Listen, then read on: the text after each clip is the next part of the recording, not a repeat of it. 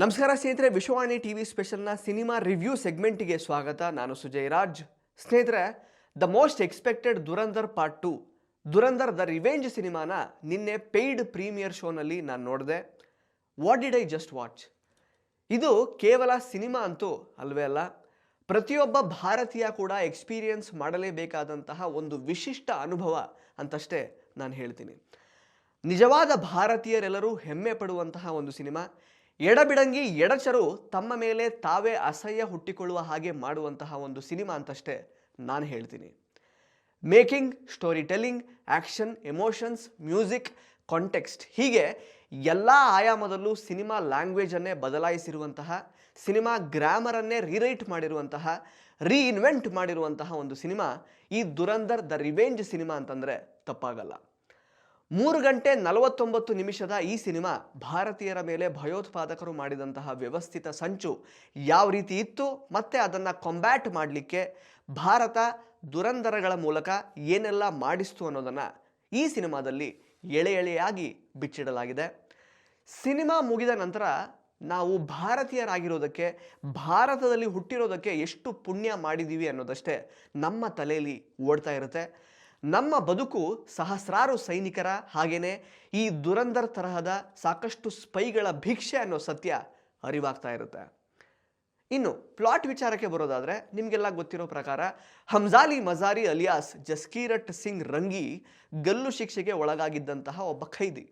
So ಇವನು ಯಾಕೆ ಪಾಕಿಸ್ತಾನದಲ್ಲಿ ಸ್ಪೈ ಆಗಿರ್ತಾನೆ ಅನ್ನುವಂತಹ ಪ್ರಶ್ನೆಗೆ ಚಿತ್ರ ಶುರುವಾದ ಅರ್ಧ ಗಂಟೆಯಲ್ಲೇ ಉತ್ತರ ಸಿಗುತ್ತೆ.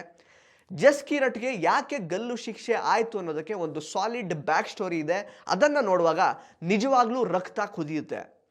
ಇಡೀ ಸಿನಿಮಾದಲ್ಲಿ ರಣವೀರ್ ಸಿಂಗ್ ಅವರ ಪರ್ಫಾರ್ಮೆನ್ಸ್ ಒಂದು ತೂಕ ಆದರೆ, ಈ ಬ್ಯಾಕ್ ಸ್ಟೋರಿನಲ್ಲಿ ಅವರ ಪರ್ಫಾರ್ಮೆನ್ಸ್ದು ಬೇರೆಯದ್ದೇ ತೂಕ. ಆ್ಯಂಡ್ ಈ ಬ್ಯಾಕ್ ಸ್ಟೋರಿನೇ ಈ ಸಿನಿಮಾದ ಆತ್ಮ ಅಂತ ಕೂಡ ಹೇಳ್ಬೋದು. ಇಡೀ ಸಿನಿಮಾನ ಜಸ್ಟ್ ಲೈಕ್ ಪಾರ್ಟ್ 1 ಥರನೇ ಚಾಪ್ಟರ್ ವೈಸ್ ಡಿವೈಡ್ ಮಾಡಿದ್ದಾರೆ. ಈ ಸಿನಿಮಾದಲ್ಲಿ ಒಟ್ಟು 7 ಚಾಪ್ಟರ್ಗಳಿವೆ. ಮೊದಲನೇ ಚಾಪ್ಟರ್ನಲ್ಲಿ ಜಸ್ಕೀರಟ್ ಸಿಂಗ್ ಅವರ ಬ್ಯಾಕ್ ಸ್ಟೋರಿ ಬರುತ್ತೆ. 2000ನೇ ಇಸ್ವಿಯಲ್ಲಿ ಜಸ್ಕೀರಟ್ ಫ್ಯಾಮಿಲಿಯಲ್ಲಿ ನಡೆಯುವಂತಹ ಅಚಾತುರ್ಯದಿಂದ ಹಿಡಿದು 2009ರಲ್ಲಿ ಆಗುವಂತಹ ರೆಹಮಾನ್ ಡೆಕಾಯ್ಟ್ ಅಸಾಸಿನೇಷನ್ ತನಕ ನಡೆಯುವಂತಹ ಸೀರೀಸ್ ಆಫ್ ಇವೆಂಟ್ಸನ್ನು ಚಾಪ್ಟರ್ 1ನಲ್ಲಿ ತೋರಿಸಿದ್ದಾರೆ. ಆಮೇಲೆ ರೆಹಮಾನ್ ಡೆಕಾಯ್ಟ್ ಸಾವಾಗುತ್ತೆ, ಫಸ್ಟ್ ಪಾರ್ಟಲ್ಲಿ ನೀವು ನೋಡಿರ್ತೀರ. ಅದಾದ ನಂತರ ನೆಕ್ಸ್ಟ್ ಹಮ್ಜಾಲಿ ಮಜಾರಿಗೆ ಇರುವಂತಹ ಟಾರ್ಗೆಟೇ ಬಡೆ ಸಾಬ್. ಅದಕ್ಕಿಂತ ಮೊದಲು ರೆಹಮಾನ್ ಡೆಕಾಯ್ಟ್ ಕಜಿನ್ ಉಜೈರ್ ಬಲೂಚ್ ಹಾಗೆಯೇ ರೆಹಮಾನ್ ಡೆಕಾಯ್ಟ್ ಎನಿಮಿ ಅರ್ಷದ್ ಪಪ್ಪುಗೆ ಒಂದು ಗತಿ ಕಾಣಿಸ್ಬೇಕು. ಅದು ಫಸ್ಟ್ ಹಾಫಲ್ಲೇ ಆಗುತ್ತೆ. ದುರಂಧರ್ ಪಾರ್ಟ್ 1ನಲ್ಲಿ ರೆಹಮಾನ್ ಡೆಕಾಯ್ಟ್ ಅಪ್ಪ ಬಾಬು ಡೆಕಾಯ್ಟ್ನ ನಡು ರಸ್ತೆಯಲ್ಲಿ ಬ್ರೂಟಲ್ ಆಗಿ ಮರ್ಡರ್ ಮಾಡುವಂತಹ ಸೀನ್ ನಿಮಗೆಲ್ಲ ಡೆಫಿನೆಟ್ಲಿ ನೆನಪಿರುತ್ತೆ. ಈ ಸಿನಿಮಾದಲ್ಲಿ ಅರ್ಷದ್ ಪಪ್ಪುನ ಕೊಲ್ಲುವಂತಹ ಸೀನ್ ಇದೆ. ಅದರ ಮುಂದೆ ಬಾಬು ಡೆಕಾಯ್ಟ್ ಮರ್ಡರ್ ಸೀನ್ ಏನೇನೂ ಅಲ್ಲ ಅಂತ ಅನಿಸ್ಬಿಡುತ್ತೆ. ಅಷ್ಟು ಬ್ರೂಟಲ್ ಆಗಿದೆ. ಒಂದು ಕ್ಷಣ ಈ ಸೀನ್ ನೋಡುವಾಗ ಮೈ ಝುಮ್ ಅನ್ನುತ್ತೆ. ಆ್ಯಂಡ್ ಇನ್ನೊಂದು ವಿಷಯ ಸ್ನೇಹಿತರೆ, ಪಾಕಿಸ್ತಾನಿ ಟೆರರಿಸ್ಟ್ಗಳು ಭಾರತನ ಕೇವಲ ಅಲ್ಲಿ ಇಲ್ಲಿ ಬಾಂಬ್ ಬಿಟ್ಟು ಹಾಳು ಮಾಡುವಂತಹ ಪ್ರಯತ್ನ ಅಷ್ಟೇ ಮಾಡ್ತಾ ಇಲ್ಲ. ಪಂಜಾಬ್ ಬಾರ್ಡರ್ ಮೂಲಕ ಅಗ್ಗದ ಮಾದಕ ವಸ್ತುಗಳನ್ನು ಭಾರತದ ಯುವ ಜನತೆಗೆ ದುಪ್ಪಟ್ಟು ಹಣಕ್ಕೆ ಮಾರಿ ಅದೇ ದುಡ್ಡಿನಿಂದ ಹೇಗೆ ತಮ್ಮ ಟೆರರಿಸ್ಟ್ ಆಕ್ಟಿವಿಟಿಗಳಿಗೆ ಫಂಡ್ ಮಾಡ್ಕೊಳ್ತಾ ಇದ್ದಾರೆ ಅನ್ನೋದನ್ನು ಈ ಸಿನಿಮಾದಲ್ಲಿ ಡೀಟೇಲ್ ಆಗಿ ತೋರಿಸಿದ್ದಾರೆ. ಆ್ಯಂಡ್ ಈ ಡ್ರಗ್ ಮಾಫಿಯಾಗೂ ಜಸ್ಕೀರಟ್ ಸಿಂಗ್ ರಂಗಿ ಹಳೆ ಫ್ರೆಂಡ್ ಕಮ್ ಫ್ಯಾಮಿಲಿ ಮೆಂಬರ್ಗೂ ಒಂದು ಲಿಂಕ್ ಇದೆ. ಇಂಟರ್ವಲ್ ಬ್ಲಾಕಲ್ಲಿ ಈ ಹಳೆ ಫ್ರೆಂಡ್ ಕಮ್ ಫ್ಯಾಮಿಲಿ ಮೆಂಬರ್ ಜೊತೆಗೆ ಒಂದು ಕ್ರೇಜಿ ಟ್ವಿಸ್ಟ್ ಇದೆ. ಅದನ್ನು ನೀವು ಥಿಯೇಟ್ರಲ್ಲೇ ನೋಡಬೇಕು. ಈ ಟ್ವಿಸ್ಟ್ ನೋಡಿದಾಗ ಗೂಸ್ ಬಂಪ್ಸ್ ಬರೋದು ಪಕ್ಕ. ಬೈ ದ ವೇ, ಚಿತ್ರದ ಫಸ್ಟ್ ಹಾಫಲ್ಲೇ ಉರಿ ಅಟ್ಯಾಕ್ ರೆಫರೆನ್ಸಸ್ಸನ್ನು ತೋರಿಸಿದ್ದಾರೆ.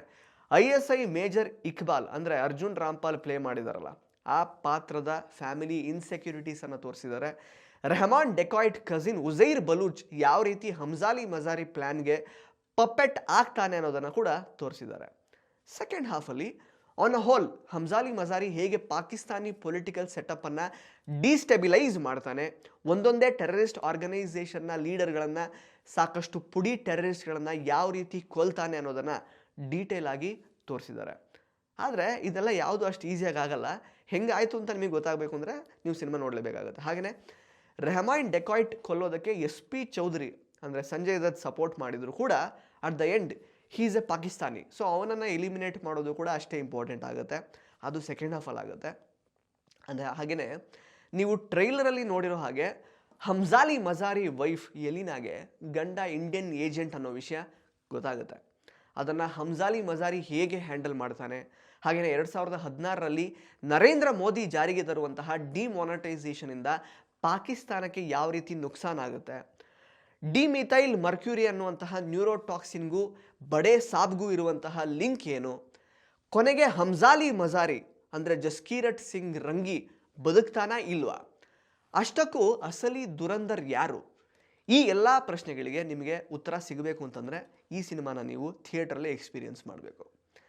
ಆ್ಯಂಡ್ ಈ ಸಿನಿಮಾದಲ್ಲಿ ನನಗೆ ತುಂಬ ಇಂಪ್ಯಾಕ್ಟ್ಫುಲ್ ಅಂತ ಅನಿಸಿದ್ದು ಬಡೇ ಸಾಬ್, ಐ ಮೀನ್ ದಾವೂದ್ ಇಬ್ರಾಹಿಂ ಪಾತ್ರದ ಟ್ರೀಟ್ಮೆಂಟ್. ಈ ಪಾತ್ರನ ಸಲ್ಮಾನ್ ಖಾನ್ ಅಥವಾ ಇಮ್ರಾನ್ ಹಶ್ಮಿ ಪ್ಲೇ ಮಾಡಿದ್ದಾರೆ ಅನ್ನುವಂತಹ ವದಂತಿ ಹರಡಿತು. ಆದರೆ ಈ ಬಡೇ ಸಾಬ್ ಎಷ್ಟಿದ್ರೂ ಕೂಡ ಟೆರರಿಸ್ಟು. ಸೊ ಒಬ್ಬ ಟೆರರಿಸ್ಟ್ ಪಾತ್ರಕ್ಕೆ ಇಷ್ಟೆಲ್ಲ ಗ್ಲೋರಿಫಿಕೇಶನ್ ಮಾಡಿರ್ತಾರ, ಇಷ್ಟೆಷ್ಟು ದೊಡ್ಡ ದೊಡ್ಡ ಆ್ಯಕ್ಟರ್ಸ್ಗಳನ್ನು ಕಾಸ್ಟಿಂಗ್ ಮಾಡಿರ್ತಾರ ಅಂತ ನನಗೆ ತುಂಬ ಅನಿಸಿತ್ತು ಬಿಫೋರ್ ರಿಲೀಸ್. ಆದರೆ ಸಿನಿಮಾ ನೋಡಿದ ಮೇಲೆ ನಿರ್ದೇಶಕ ಆದಿತ್ಯ ಧರ್ ಅವರ ಮೇಲೆ ನಿಜಕ್ಕೂ ಗೌರವ ಜಾಸ್ತಿ ಆಯಿತು. ಈ ಪಾತ್ರಕ್ಕೆ ಯಾವುದೇ ರೀತಿ ಗ್ಲೋರಿಫಿಕೇಶನ್ ಇರಲಿಲ್ಲ. ಇದು ಈ ಸಿನಿಮಾದ ಇಂಟೆನ್ಷನ್ ಎಷ್ಟು ಆಳವಾದದ್ದು ಅನ್ನೋದನ್ನು ತೋರಿಸಿಕೊಡ್ತು. In that way hats off to director Aditya Dhar and team.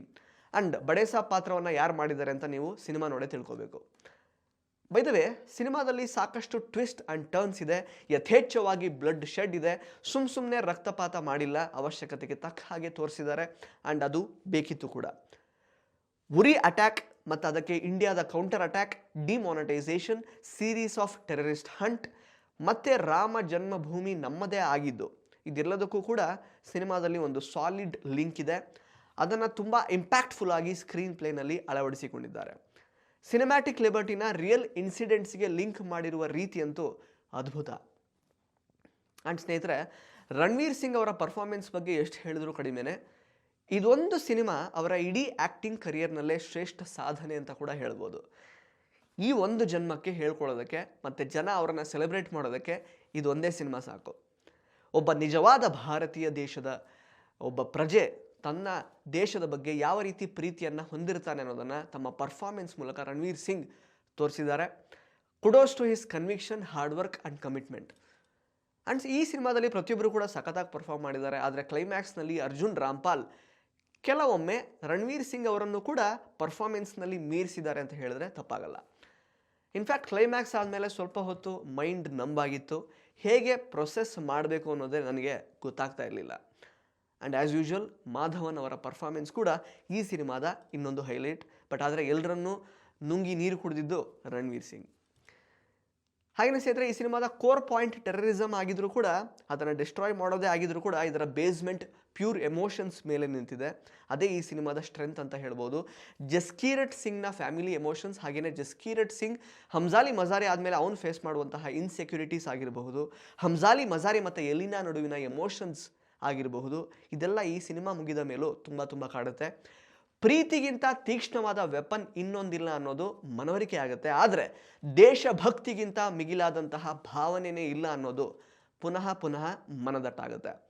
And yes, Sara Arjun as Elina yet again ತುಂಬ ಚೆನ್ನಾಗಿ ಪರ್ಫಾರ್ಮ್ ಮಾಡಿದ್ದಾರೆ. ಅವರ ಒಂದು ಪರ್ಫಾರ್ಮೆನ್ಸ್ಗೆ ಅಪ್ರಿಸಿಯೇಷನ್ ಬರಲೇಬೇಕು.